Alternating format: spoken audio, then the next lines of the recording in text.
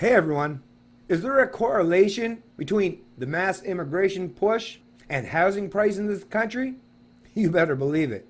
And while the hacks in the establishment media aren't going to say that outright, if you're wise, astute, and are paying attention, they're basically admitting as much, but with a completely different political bend and narrative being used in the reporting.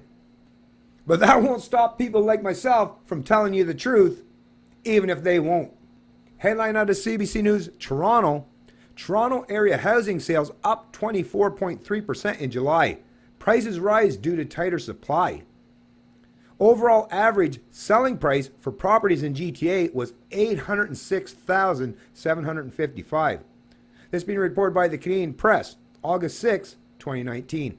The Greater Toronto Area's home price index was up 4.4% last month as the supply of properties for sale tightened and the number of sales jumped 24.3% from July last year, the Toronto Real Estate Board reports. The overall average selling price for properties in the Greater Toronto Area was up 3.2% year over year to $806,755, TREB said in a monthly report issued Tuesday.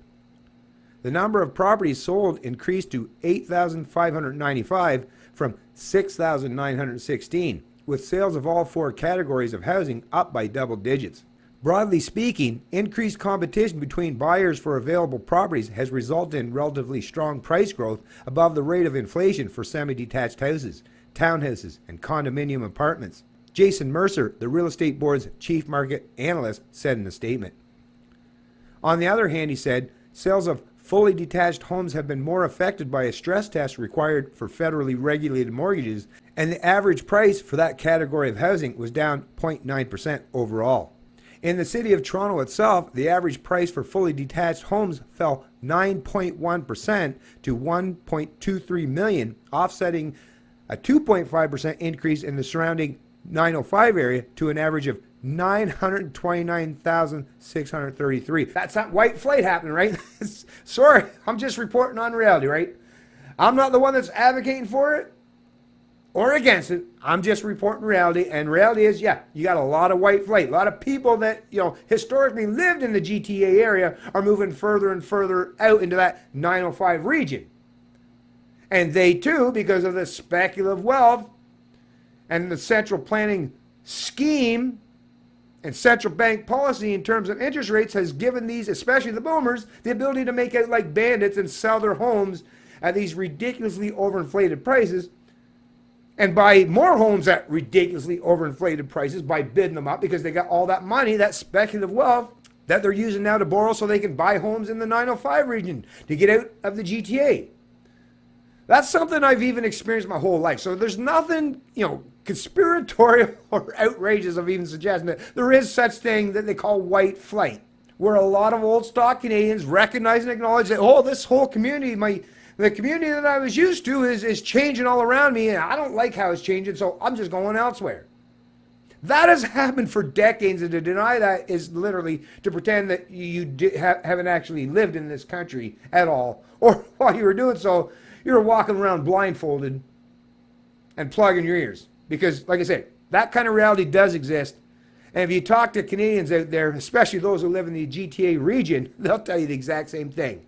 But in addition to the fact that, like I say, the boomers that are still making out like bandits because they got in very early on this Ponzi scheme that we now call the housing market in this country, whereas their younger successive generations, they're at the bottom end of that pyramid scheme, right? So they're having really, really difficult times and basically, moving out into vans or tiny homes or commingling or cohabiting just to try to thrive and survive, just to try to get by. Like I say, while their boomer parents or grandparents, once again, are living as if their homes are now just basically the proverbial pot of gold, and they just sell off that pot of gold to buy another pot of gold elsewhere, or at least a bid up in a different area where they'll make a whole new pot of gold for themselves, right?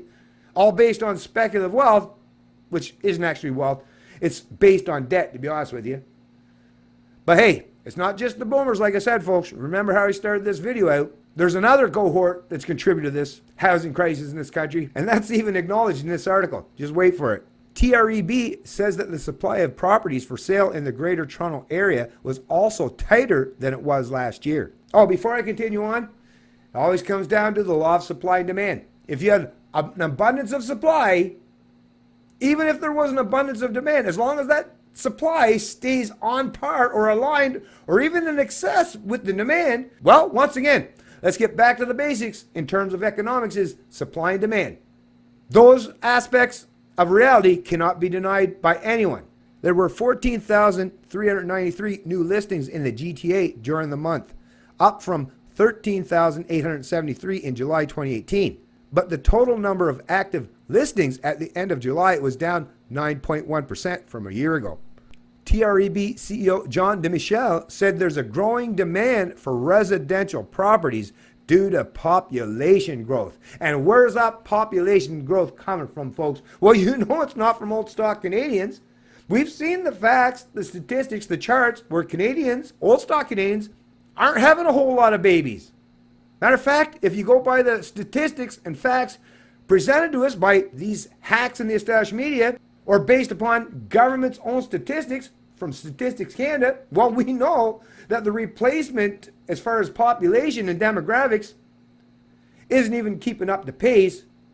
And there's now more people that are older in Canada than there are that are younger. So once again, it's not old stock Canadians who are ramping up the population in this country. No, that's happening as a direct consequence of this mass immigration push that happened under even the Harper regime of the federal Conservatives, but has been ramped up dramatically under the Trudeau Liberals.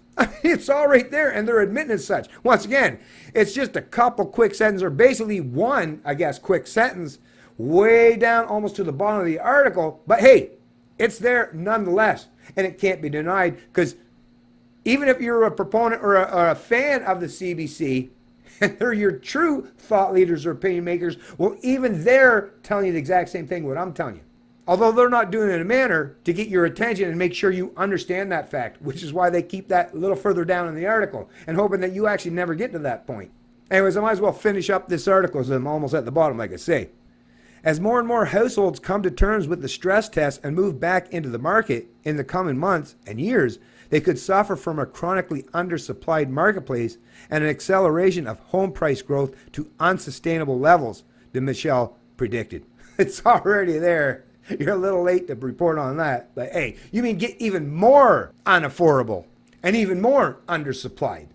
Fortunately, policymakers have acknowledged the housing supply issue and are working towards solutions. Right.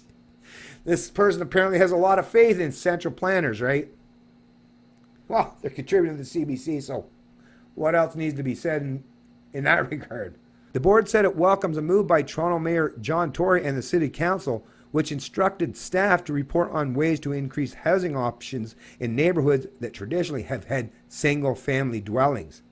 TREB also said it supports provincial government consultations to spur on and speed up the development of different forms of housing.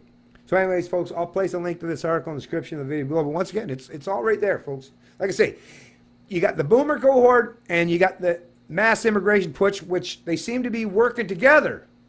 Not conspiratorial in any way, but because they recognize their own self-interest that's involved in keeping and maintaining this housing scheme that they've built up over decades, predominantly the boomers, but now the immigrants, right? I mean, everyone that's a fan of Ponzi schemes and enjoys benefit at other people's expense, everyone's jumping on board here and taking full advantage of the current housing system in this country where, like I say, the supply is not even keeping close to up to the pace of demand, which, of course, it's going to keep prices being bidded up. People need a roof over their head, and they'll go to ridiculous lengths to not just put the roof overhead, but to delve into this scheme that they recognize that, hey, listen, I can make it like Bennett. Hey, I can benefit myself economically by nothing more than buying a house and selling it maybe a year or two or a few years down the road at some exorbitant amount that screws over the next person, but benefits me tremendously. This is the world that we live under today. Like I say, nothing that has anything to do with genuine market fundamentals. If we lived in anything that was even remotely resembling a free market, you'd see a buttload of construction out there way more in excess than what you're seeing today. I mean, the fact that you're trying to bring 1 million Canadians or new Canadians into this country or new citizens of this country over the next 3 years or so, I mean, come on, the construction should be so rampant under that pretense, under that knowledge that you literally can't go anywhere in any of these great urban centers without running into a construction crane or some kind of housing development. But no, it's actually slowing down. Why? Because they want to keep that Ponzi scheme going. They want to keep those prices artificially inflated. There's many areas, there's many ways that these central planners or these opportunists are benefit at the rest of our expenses. And the onus is on us to not play that game. And as much as a lot of the Canadian people are saying, no, I'm not playing this game. I'm not buying these homes at these ridiculous amounts. Well, you got a lot of immigrants that are willing to do so. And whether they got the money themselves or they're just going to put that on debt, or a whole bunch of them will get together to buy that house that you, the old stock Canadian, can't afford with just one lonely family, well, they'll join together and make sure that they can get it. So once again, you'll be priced out of the equation of the housing market entirely in this country, not just because of the boomer cohorts, but by a lot of these immigrants that come to this country who are getting an extra leg up and an extra handout that gives them an economic advantage against you. I don't blame the immigrants. Say, hey, they're more than willing to jump into these schemes, and I understand why they're doing so. I don't blame them. No, I blame the central planners, the authoritarian hacks, and the opportunists who predominantly comprise the baby boomer cohort. And like I say, I'm not talking about you if you're not part of this scheme. I'm not talking about you if you're a boomer. Don't get mad. I'm not talking about you. But I'm talking about those who are in your age demographic who have made out like bandits at everyone else's expense. You know that's a reality. You know that's the truth. And you also should know, if you don't already, that at some point in time, yeah, that's going to come back and bite them in the rear ends. Because there are a whole lot of Canadians are very much upset about the fact that they've been placed at the proverbial back of the bus and shown no loyalty and no commitment to their future economic prosperity or well-being. No. Seems like at least a large or a substantial portion of that boomer cohort are more than willing to sacrifice their future or successive generations to keep that scheme going just a little while longer and benefit at everyone else's expense. And if they got to use mass immigration and more entrenched forced income and wealth redistributive schemes brought to you by your governments to maintain that, seems like they're more than willing to do so. Keep that in mind for future reference. It's Canadian Libertarian, and I love liberty.